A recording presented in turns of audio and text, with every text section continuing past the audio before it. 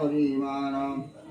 ये मन्वंतर ईश कथा निरोध मुक्तिर व्यवस्था आश्रय मिश्रित गुण ए भागवतर लक्षण दश विशुद्ध अर्थे रहे नवलक्षण देवा हुए वेद विचारी महाजली तत्व कहन्ति अनुमाने दश इंद्रिय पंचमात्र महत तुले पंचभूत ताहांक जन्म सर्ग कही गुण वैषम्य एते होई विराट पुरुष जे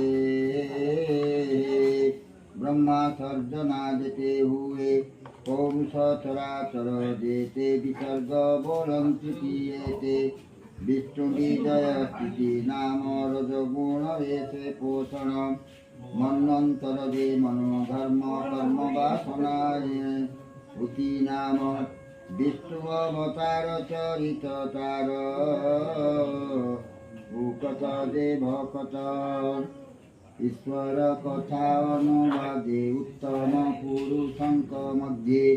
ईशानु कथा या कही अपरे शुण मन दे से हरि आत्मार सकति जड़े शयन जगपति निरोध बोली तार नाम निज स्वभावे पूर्ण काम मुक्ति स्वरूपे व्यवस्थिति जहि न घटे पुनर्गति आभास निरोध ए जुई जाठारु प्रकाश हुई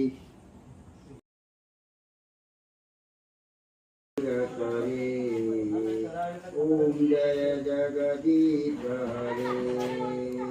जय जय आरती कुंज बिहारी नगरीधारी गिरिवरधारी मंगलमय ब्रह्मार्पणमस्तु।